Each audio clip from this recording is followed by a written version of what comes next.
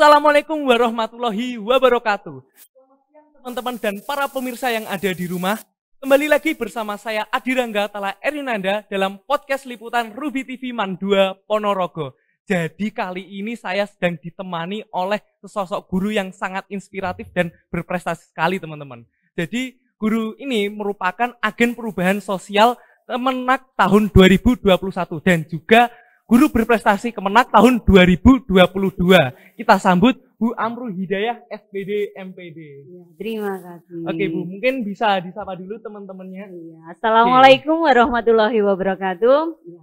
Apa kabar semuanya? Selamat siang untuk siswa-siswi Man 2 Ponorogo yang ada di rumah maupun di Man 2 Ponorogo. Dan untuk alumni juga saya ucapkan selamat siang. Apa kabar semuanya? Semoga semuanya dalam kondisi sehat walafiat dan lindungan Allah Subhanahu wa taala. Amin. Bu Amru sendiri nih di Man 2 Ponorogo ini guru mapel apa sih kalau boleh tahu? Kalau mayor utamanya saya guru fisika, Guru fisika. Tetapi di bidang moving class atau kelas unggulan saya mengampu mata pelajaran riset atau penelitian. Oh, riset. Keren banget nih Bu. Kalau Bu Amru sendiri itu tinggal di mana ya kira-kira? Ya, saya di sini di Ponorogo aja, di Ponorogo. Kecamatan Ponorogo, tepatnya Kelurahan Nolagaten. Boleh mampir nanti, Mas? Oke, siap Bu. Berarti asli Ponorogo ya Bu? Asli, SD, SMP, SMA. Hanya kuliahnya aja yang tidak di sini. Oke. Di Man 2 sejak tahun kapan nih Bu kalau boleh tahu? 2005. Oh, 2005. Sejak lulus kuliah. Jadi kebetulan saat itu ijazahnya hanya bertahan 1 bulan, saya sudah langsung diangkat di Man 2 Ponorogo. Oke, berarti langsung ya Bu? Langsung, nggak pakai saat itu apa GTT gitu ya, nggak nyampe, tapi langsung saat itu mengikuti tes dan langsung berada penempatan di Man 2 Ponorogo. Oke, Bu Amru sendiri kuliah di mana? Saya S1-nya di Universitas Negeri Surabaya, pendidikan fisika, dan S2-nya itu di UNES, Universitas Negeri Semarang. Oh, keren banget Iya. nih.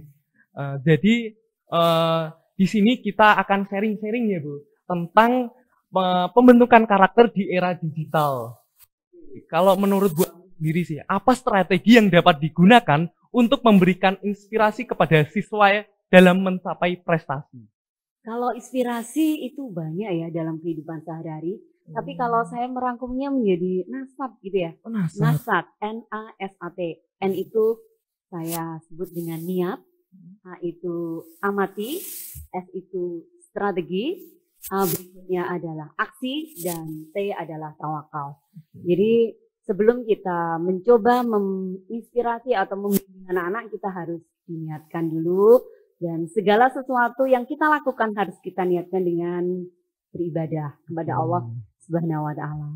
Dan semuanya agar bernilai ibadah kita awali dengan basmalah. Insya Allah yang tadi udah bismillah. Udah. Di situ kita berikan untuk anak-anak, kita transfer apa. Kalau memang anak itu bisa kita transfer di bidang penelitian, oke. Kalau di bidang fisika juga nggak apa-apa. Atau malah kalau ternyata dia punya prestasi lain, ya kita tetap bantu. Jadi ya kita amati dulu. Setelah itu baru kita susun strategi ya. Yang ketiga strategi apa agar dia bisa menjadi lebih baik dalam memperbaiki kualitas dirinya bahkan mencapai prestasi. Baru yang keempat tadi aksi, itu adalah langkah atau aktivitas atau puncak yang dilakukan untuk mencapai prestasi. Dan yang terakhir dan yang terpenting adalah tawakal. Jadi apapun yang dilakukan itu harus kita serahkan diri kepada Allah Subhanahu wa taala karena memang segala sesuatu itu adalah milik Allah. Dan disebut prestasi itu hanyalah efek ya. Dan itu dampak dari sebuah proses. Jadi yang terpenting itu adalah prosesnya. Nanti kalau prosesnya benar, berprestasi alhamdulillah. Kalaupun belum berprestasi, akan ada panggung tempat dia berprestasi. Jadi harus proses dulu. Jadi yang dibenarkan prosesnya, insya Allah prestasi itu akan datang, entah kapan. Gitu ya Bu. Oke, jadi memang setiap anak itu tidak dilihat dari satu sudut pandang ya. Mereka memiliki potensi masing-masing seperti yang fisika, diberi bimbingan fisika gitu ya Bu. Terkait dengan bimbingan ini Bu, bagaimana guru dapat memberikan bimbingan kepada siswa dalam mengembangkan tujuan prestasi yang realistis? Iya, kalau di Man 2 Ponorogo itu kan ada akademik dan akademik ya. Terus kalau bimbingan itu kan ada 2 jenis juga, rutin dan insidental. Kalau rutin itu ya pastinya mingguan, itu tertata, itu ada jadwalnya. Oh minggu ini kita mau belajar apa, minggu depan belajar apa, itu tertata dalam artian ya emang dijadwalkan, ada plan-plannya. Kalau insidental itu adalah ketika sudah kita targetkan suatu lomba. Lomba apa? Lomba nasional.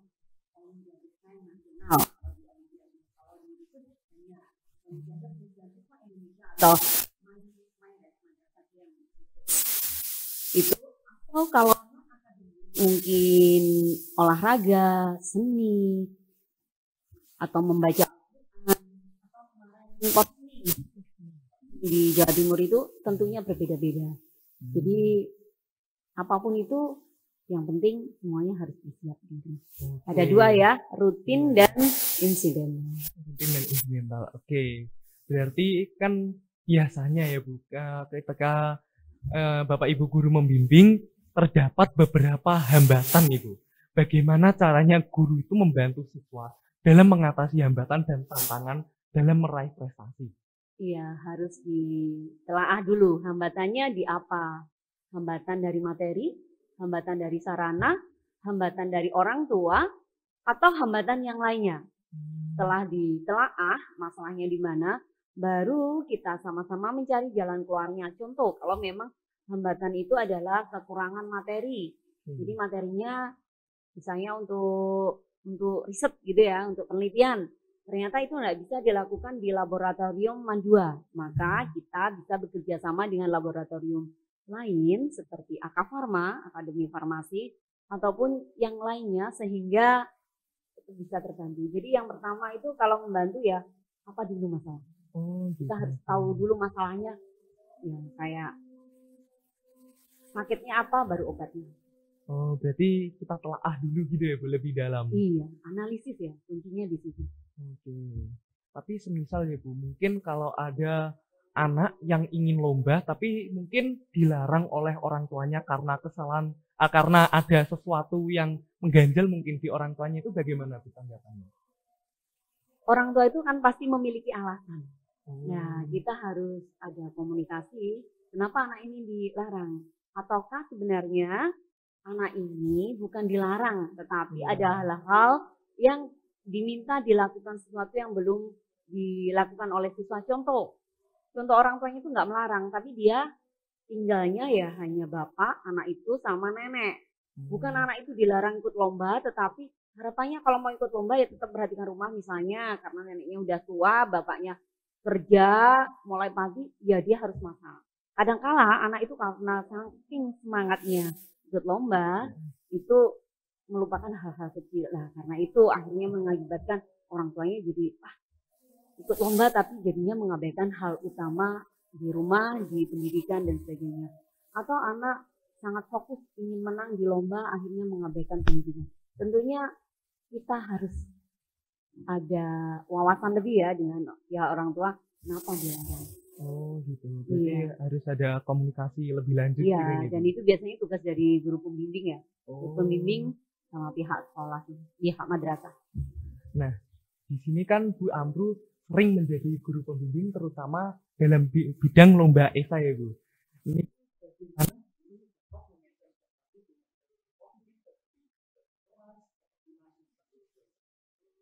sebenarnya bukan lebih banyak di ESA ya, saya lebih banyaknya di KTI ya, katanya tulis ilmiah. Ada juga sih ESA sama BPC, Business Plan Competition. Tentunya sangat terkait sekali ya terhadap ketekunan, kerja keras, sama kerjasama. Saya biasanya kalau ke siswa-siswa itu yang pertama adalah niatnya apa, terus ini untuk lomba apa, dan partnernya siapa. Jadi ada 4 hal ya, partner, terus kemudian lomba apa, mentornya siapa, caranya siapa, kemudian diakhiri dengan doa. Jadi partner dia siapa? Karena saya lebih berharap seorang itu ketika dia berproses tidak sendirian. Kita tidak pernah tahu ya di masa depan itu akan terjadi apa. Kalau dia punya partner, punya teman, kalau ada apa-apa tetap ada temannya. Itu ada partner. Kemudian ada mentor. Apakah saya adalah pembimbing tunggalnya atau ada pembimbing yang lain? Kalau tentunya tunggal, tentu kita coba cek ini lomba apa sih, sesuai bidang saya atau tidak. Kalau tidak, tentu kita minta bantuan mentor lain atau pembimbing lain. Jadi saling kerjasama, pembimbing juga kerjasama. Jadi tadi partner, pembimbing, terus kemudian sarana untuk mengikuti lomba itu apa? Kalau memang dia butuh lab, ya kita harus bantu lab. Kalau ternyata dia butuhnya adalah untuk pembimbing lebih, misalnya olimpiade ya, OSN atau olimpiade fisika, itu ternyata membutuhkan pembimbingan dari pihak luar, ya kita bisa mengundang narasumber atau pihak luar. Terus kemudian yang terakhir tadi adalah doa, itu tetap. Oh iya, karena kita tidak pernah tahu skenario Allah. Benar. Kita hanya mampu berusaha. Oke. Biasanya kan kalau pada lomba-lomba yang membutuhkan persiapan yang lebih matang seperti OSN, bahkan seperti BPC atau LKTI kan juga butuh persiapan yang panjang kan. Itu bagaimana yang disebut atau siswanya itu aware terhadap usahanya. Jadi tidak malas-malasan gitu Bu untuk mengerjakan hasil lomba. Kan kadang mungkin ada ketika moodnya baik dia itu mengerjakan sangat giat, tapi terkadang saat moodnya lagi tidak baik itu malah tugasnya atau lombanya itu malah ditinggalkan. Itu gimana benar? Kalau saran dari Ibu Amru? Di situ peran pembimbing ya. Memang pembimbing itu background-nya besar ya, pengaruhnya besar. Jadi kalau dia memang sudah jalan, is okay. Pembimbing itu enak, tinggal mantau aja. Tapi kalau masih seperti tadi, terutama anak-anak yang masih kelas 10, masih awal itu emang masih agak takut untuk bergerak. Lah itu di situ biasanya pembimbing itu akan menyemangati, mungkin sering menanyakan atau memantau atau bahkan mungkin mendatangi, memanggil kita jemput bola. Kita sering itu, nggak hanya saya aja sih, banyak bapak ibu guru di sini di Mandua itu yang jemput bola. Jemput bola itu gini, anaknya nggak segera datang atau nggak segera bergerak untuk mengikuti lomba, maka insya Allah bapak ibu guru di Mandua itu banyak yang ikhlas untuk turun tangan. Jadi ibarat air itu kita bukan mengempak, menyalakan keran air, tapi kadang-kadang kita harus menimba atau mendatangi. Jadi turun langsung. Turun langsung ya. Iya. Nah, terkait dengan semua itu ya Bu, kira-kira sebagai guru pembimbing itu bagaimana memberikan dukungan emosional kepada siswa dalam menghadapi kemungkinan kalau misalkan dalam lomba itu ia mengalami kegagalan atau mungkin bahkan rasa takut dalam meraih prestasi gitu. Kalau dukungan, insya Allah kita selalu menasihatkan bahwa seperti yang saya bilang di awal tadi, prestasi itu hanya efek dari sebuah proses. Jadi yang perlu kita lakukan adalah prosesnya. Kalau memang tidak menang di satu lomba, maka dia akan memiliki panggung di lomba lain. Asal prosesnya adalah benar. Jadi kita harus meyakinkan ke anak bahwa memang proses yang harus mereka jalani. Soal menang itu nggak usah urusan, pada masanya akan tiba dengan sendirinya kok. Karena itu yang perlu disiapkan adalah di mentalnya anak-anak itu. Kadang-kala walaupun dibilang gitu, ketika kalah ya gitu, dan menimbulkan trauma tersendiri. Nah biasanya kalau seperti itu setelah kalah ya kita sambangilah nanti setelah beberapa saat. Mungkin tidak langsung, kalau tidak langsung mereka nggak akan bisa dengar. Jadi misal saat itu kalah, kita nasihatin apapun seringkali nggak akan bisa dengar. Jadi biar dia tenang dulu, baru saat itu kita masuk dan kita cari cara lain atau cari lomba lain yang bisa menunjukkan prestasi dia nanti. Insya Allah prestasi apapun itu akan bermanfaat. Amin. Oke, berarti mungkin kalau misalkan ia gagal kan belum tentu juga akan gagal.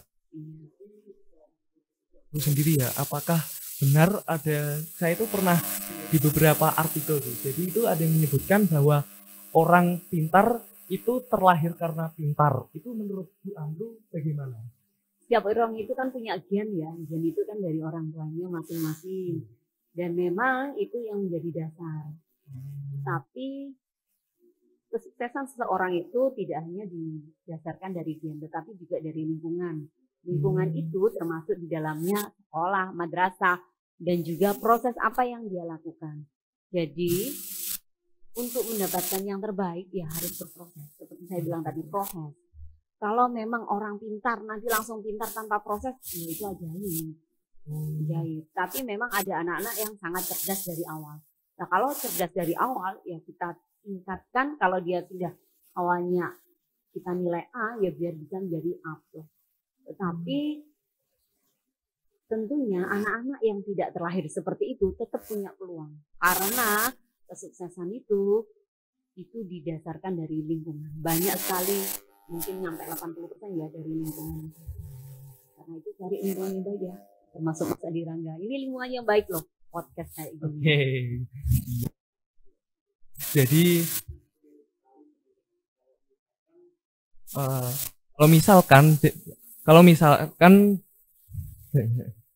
kalau misalkan pembentukan karakter seseorang itu terjadi karena lingkungan. Banyak sekali orang-orang yang jadi buruk, bahkan buruk akan menjadi baik disebabkan karena lingkungan. Maka dari itu pilihlah lingkungan yang baik. Dan arti karena bagaimanapun juga seseorang itu 80%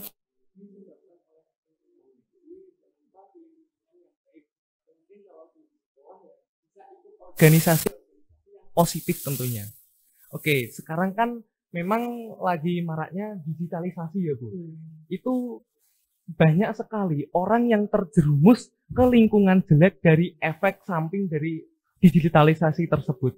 Bagaimana cara membentuk karakter yang baik dari digitalisasi tersebut menurut Bu Amru? Kalau sekarang dunianya emang dunia digital ya. Benar. Dan memang pembelajaran itu harusnya mengikuti zaman. Didiklah anakmu sesuai dengan zamannya. Jadi memang tidak menutup kemungkinan sekarang itu dengan pembelajaran digital itu juga sangat diperlukan. Tetapi yang jadi masalah adalah kencangnya atau derasnya arus digitalisasi yang belum berimbang dengan pendidikan secara digital. Jadi mungkin langkahnya ya kita memperbaiki pembelajaran secara digital. Jadi ada dari kita para pendidik itu juga belajar tentang digital, bagaimana mengajarkan pembelajaran ataupun attitude ataupun lainnya secara digital dengan yang baik. Dan itu juga sebuah tantangan tersendiri di dunia pendidikan ya, karena kita juga tidak terbangun dari itu dari kecil. Contoh saya dari kecil kan juga nggak ada internet, itu nggak ada. Kita tahunya kan juga di era ketika tidak bisa, itu juga tantangan tersendiri. Karena itu penting untuk belajar juga bagi kita sebagai pendidik itu tentang digital agar anak-anak itu tetap mendapatkan transfer ilmu yang sesuai. Dan bahaya lainnya ya kalau digital itu tadi datangnya ke anak itu tanpa bisa dibendung. Tentu setiap saat anak kan sangat mudah membuka TikTok, Instagram ataupun Facebook atau lainnya. Jadi infonya sangat cepat. Iya benar sekali. Iya. Karena itu kalau anak-anak juga belajar dari sekarang bagaimana menggunakan digital yang baik, tentunya juga akan berpengaruh ke depannya. Jadi memang dari Ibu Amru sendiri diharapkan digitalisasi itu malah berdampak positif ya bagi anak. Iya, soalnya banyak sekali ya contoh lomba-lomba juga yang secara digital. Bahkan pemberian beasiswa gitu itu juga banyak yang diberikan secara digital. Baru nanti setelah adil baru secara offline. Emang semuanya serba digital. Ini kan juga digital ya. Bener banget Bu. Jadi zaman sekarang untuk mencari apapun itu lewat digital sudah bisa. Contohnya seperti beasiswa itu bisa banget dimulai dari jejak digital karena banyak sekali di media sosial yang bertebaran tentang beasiswa yang ada di dalam negeri maupun luar negeri. Tapi hati-hati ya Mas ya soal beasiswa sama prestasi yang ada di internet ataupun di info lain secara digital. Karena kadang-kala itu harus kita cek dulu, benar nggak prestasi itu, benar nggak beasiswa itu. Contoh gini, kalau ada seseorang atau sebuah instansi itu mengadakan lomba, kita cek dulu, itu benar nggak akun dari instansi itu, dan benar aja nggak lombanya. Karena kadang-kala juga itu ada instansi-instansi, bukan instansi ya, kelompok-kelompok tertentu itu mengadakan lomba itu bukan bertujuan untuk membangun proses dari anak-anak kita, dari siswa-siswi ataupun generasi muda, tapi ada yang membangun atau menciptakan prestasi itu untuk untuk keuntungan mereka. Menyelenggarakannya karena biar mereka dapat untung itu aja. Jadi kita harus selektif gitu ya untuk melihat kita selektif. Oke, jadi tapi Bu, kalau pengalaman saya itu pernah menemukan lomba. Awalnya itu pendaftarannya itu gratis Bu, tapi terusan waktu juara untuk mengirim medali dan sertifikat itu dimintai uang bahkan sampai 100.000. Itu menurut Bu Amru gimana itu? Kita lihat prosesnya dulu. Prosesnya, bagaimana dia mendapatkan juara itu? Apakah semuanya peserta mendapatkan juara? Ataukah yang mendapatkan juara itu emang sudah melalui proses contoh ya, ada sebuah lomba itu online gitu.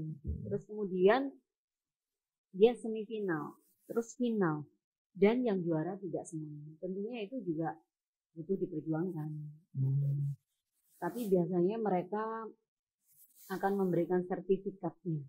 Yang kita butuhkan kan rata-rata dari anak itu kalau untuk ke jenjang berikut itu pada sertifikat ya. Kalau medali piala itu kadang-kala ya kenang-kenangan ya. Iya, kenang-kenangan itu. Biasanya kebanggaan gitu. Aku dapat piala, dapat medali. Namun sekali lagi untuk lomba itu dicek dulu. Kalau bahasanya sekarang itu kurasi. Iya, kurasi prestasi. Karena kalau misalnya nanti melanjutkan ke jenjang perguruan tinggi, baik itu PTN ataupun ke luar negeri, itu semuanya ada proses kurasi. Jadi dari pihak Kemendikbud itu ada kurasi untuk melihat apakah prestasi itu terkurasi dengan baik, apakah prestasi itu baik, dan mereka nanti akan memberikan sertifikat. Jadi ini seperti anak-anak Mandua yang telah mendaftarkan beasiswa kemarin itu ada sertifikat prestasinya di akun madrasah tadi. Yang kalau pengen tahu ya didaftarkan dulu ya kurasi, terus nanti munculnya itu di akun madrasah. Oke, berbicara mengenai sertifikat, kira-kira apa Bu? Sertifikat yang bisa untuk memperjuangkan masuk perguruan tinggi dan juga beasiswa itu kira-kira sertifikat apa ya? Kalau saya memecahnya menjadi 3 ya. Oh gitu. 3. Yang pertama itu adalah lomba yang mayor ya, yang diselenggarakan oleh kementerian. Oh gitu. Itu nilainya sangat besar ya, besar sekali. Terus yang kedua itu diselenggarakan oleh kampus atau perguruan tinggi, baik negeri maupun swasta. Atau ya, terus yang ketiga itu adalah dari mandiri, berarti dari organisasi. Kalau yang mayor itu biasanya sangat populer dan nilainya sangat tinggi ya, diakui, seperti contoh OSN, OPSI atau MyBest kayak gitu. Kalau di kampus itu yang diselenggarakan oleh perguruan tinggi, lomba apapun itu, baik akademik maupun non akademik. Terus ada juga tadi dilakukan oleh organisasi, itu mungkin IPSI gitu, atau klub basket dan sebagainya. Kalau seperti yang baru saja dilakukan siswa Mandua Porseni gitu ya, itu maksudnya di kementerian ya. Kementerian berarti itu di level pertama. Jadi saya membaginya 3 tadi. Level kementerian, kampus, yang ketiga adalah organisasi atau yayasan.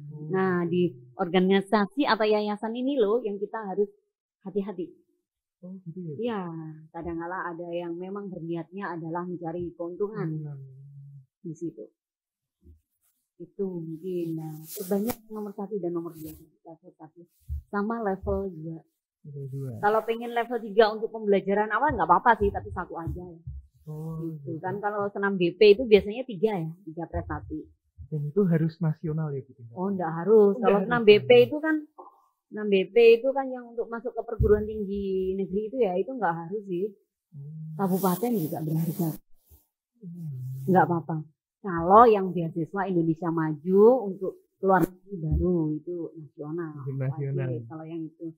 Tapi kalau untuk masuk ke perguruan tinggi negeri, tidak, insya Allah. Atau yang PMDK kampus swasta atau negeri juga ada, itu juga nggak harus tingkat nasional.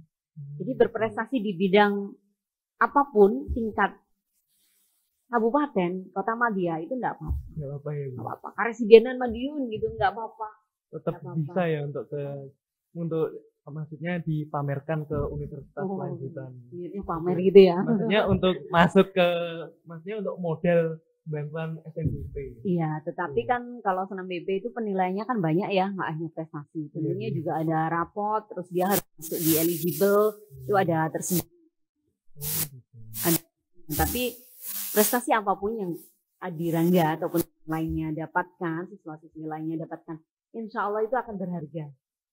Berharga, minimal proses ketekunan, kerjasama sama tanggung jawab itu tadi. Minimal di situ.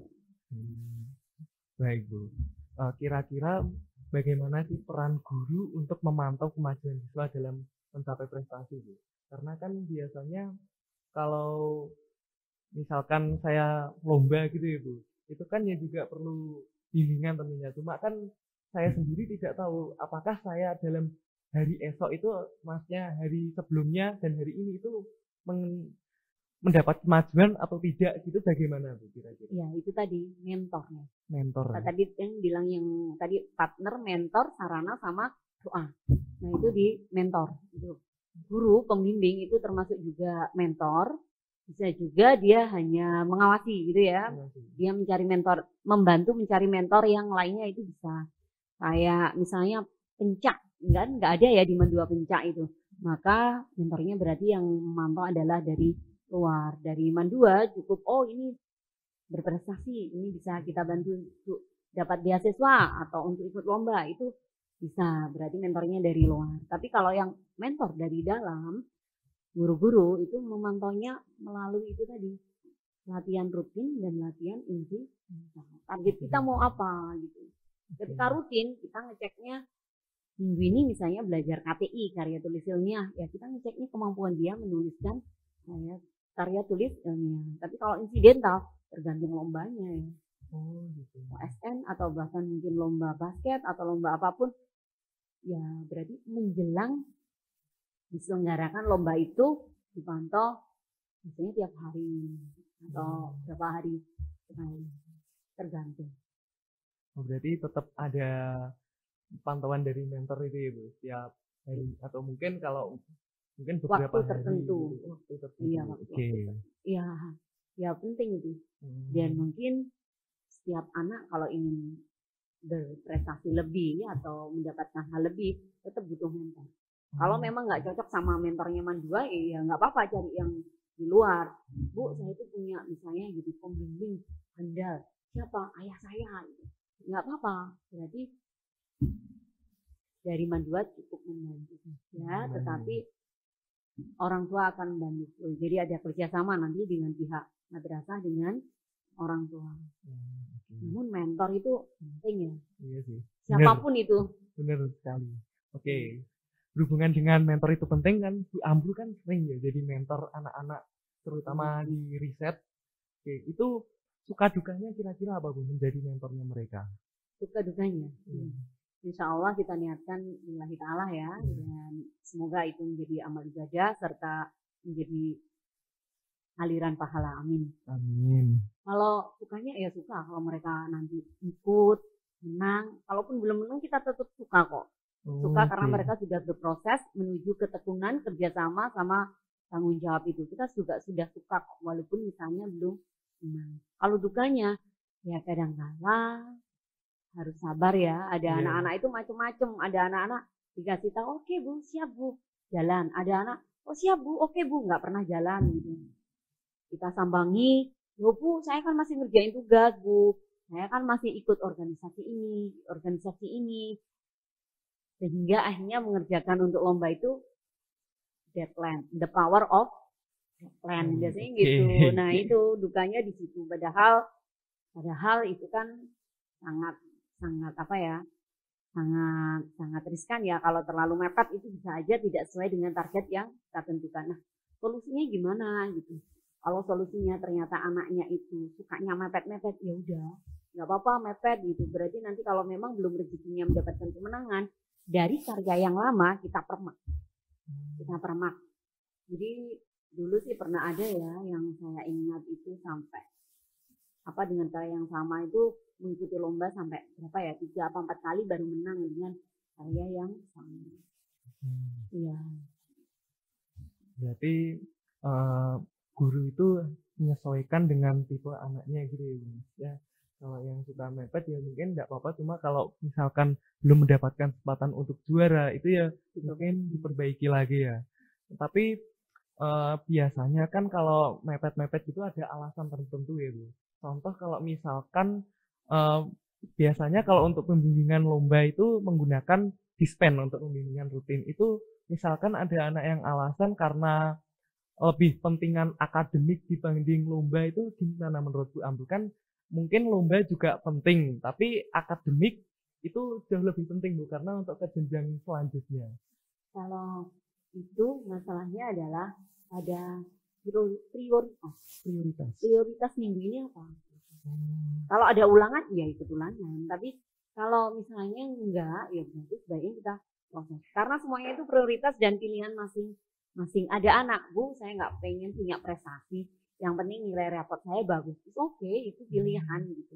Tetapi tentunya kalau dia mau berproses untuk mengikuti lomba atau berproses untuk mendapatkan prestasi, dia akan mendapatkan hal-hal lain yang berbeda dari sekedar mengikuti di kelas.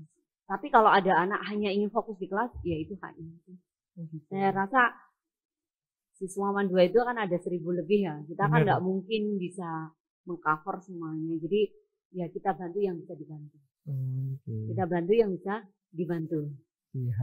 Iya, karena kita nggak bisa memaksakan. Iya sih. Ya misalnya anaknya sukanya pencak olahraga, masa saya suruh belajar riset secara mendalam kan tentunya tidak pas sesuai dengan bakatnya. Jadi setiap anak itu berbakat.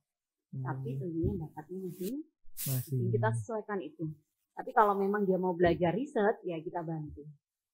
Oh, gitu ya Bu. Oke, jadi setelah sekian lama nih Bu, saya juga mendapat pencerahan tentang bagaimana sih tips untuk ke universitas terutama, dan juga kita sharing-sharing dari tadi itu saya rasa menarik banget Bu. Karena di samping itu saya juga dan mungkin teman-teman yang ada di rumah juga mendapatkan ilmu yang tidak bisa didapatkan di waktu pembelajaran biasa ya Bu tentunya. Semoga dengan melihat podcast kita kali ini mendapatkan ilmu yang bermanfaat yang banyak sekali ya Bu. Cuma saya memiliki pertanyaan terakhir itu terkait dengan tips and trick menang lomba terutama riset bidangnya Bu Amru itu bagaimana? Bidang riset ya? Bidang riset ini? Iya. Wah, aku ngerah ya gitu ya. kita sharing Bu. Yang pertama itu adalah ada 2 hal ya. Dalam sebuah KTI itu ada 2 hal. Yang pertama adalah bahasa, yang kedua adalah materi. Kalau kita ingin menang, mainkan aja dua-duanya. Materinya oke, bahasanya oke. Tapi kalau kamu nggak bisa menguasai bahasa, minimal kamu kuasai materi. Materinya bagaimana? Materi itu dari ide awal, kemudian dari proses penelitiannya, dan yang ketiga adalah proses pembahasannya. Jadi ide awal, ini kalau idenya ini sudah masuk 50% peluang menangnya besar. Jadi ide yang pertama, terus yang kedua adalah proses penelitiannya, yang ketiga adalah proses pembahasannya. Oke, berarti memang bahasa dan materi itu penting banget ya di lomba riset. Kalau misalkan ada yang ikut lomba riset dan menggunakan OpenAI itu gimana menurut Bu Amru? OpenAI? Iya.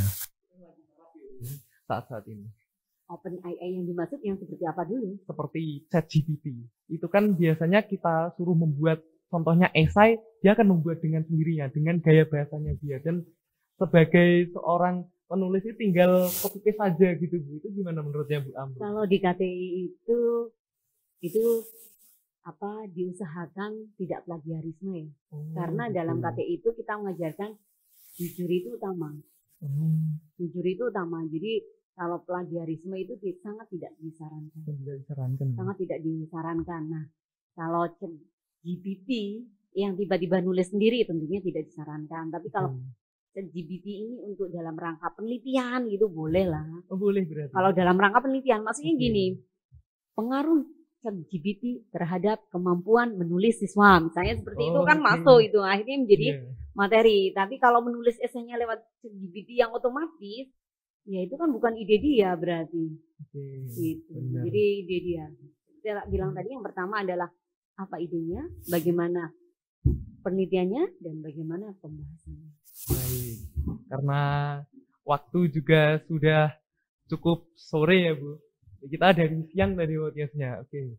Jadi cukup sekian ya teman-teman podcast kita hari ini, dan kurang lebihnya saya mohon maaf. Wassalamualaikum warahmatullahi wabarakatuh. Waalaikumsalam warahmatullahi wabarakatuh.